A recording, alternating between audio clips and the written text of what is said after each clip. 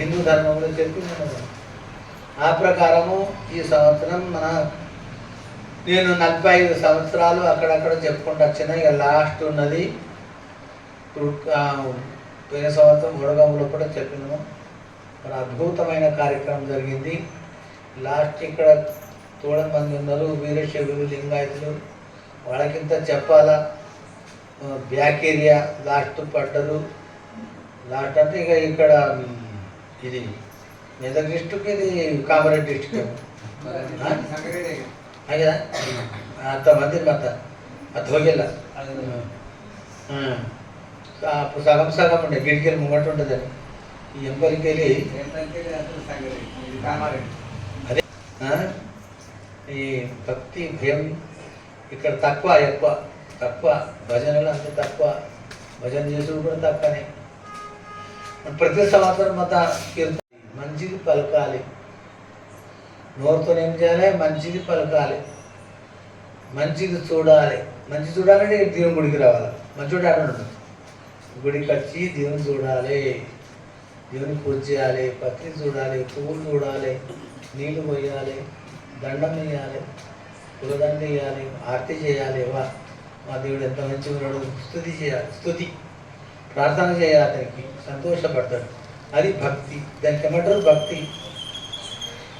ఆ ప్రకారము వీరశైవుడు కానీ, లింగాయతుడు కానీ, హిందూ ధర్మం కానీ ఎవరైనా సరే ఇది చెయ్యాలని ఉన్నది. అందుకొరకే ఇక పోయిన సంవత్సరం ఉడగమని చెప్పినాము. ఈ సంవత్సరం తడకల్లో కూడా ప్రారంభమైంది. 3 రోజులు అవుతున్నది. మొన్న నిన్న ఇప్పుడు 3 రోజులు బసవేశ్వర మందిరంలో కూడా ఈ అఖండమైన ప్రవచనం జరుగుతున్నది. ఈ యొక్క బసవ పురాణంలో కూడా ఏం జరిగింది నిన్నటి రోజు అంటే, బసవేశ్వరుడు ఎట్లా పుట్టిండు, బసవేశ్వరుడు అవతారం ఎట్లయింది, ఏ విధంగా జరిగింది.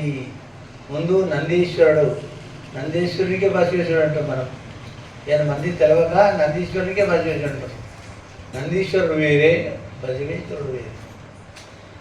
నంది వేరేనా, బసవేశ్వరుడు వేరేనా.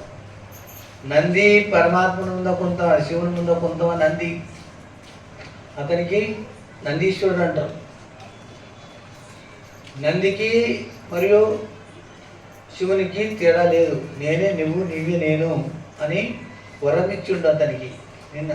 నిన్నటి రోజు ఏ వరం దొరికింది అతనికి? ఘోరమైన తపస్సు చేసి ఆ తపస్సు బసవలింగాయ నమః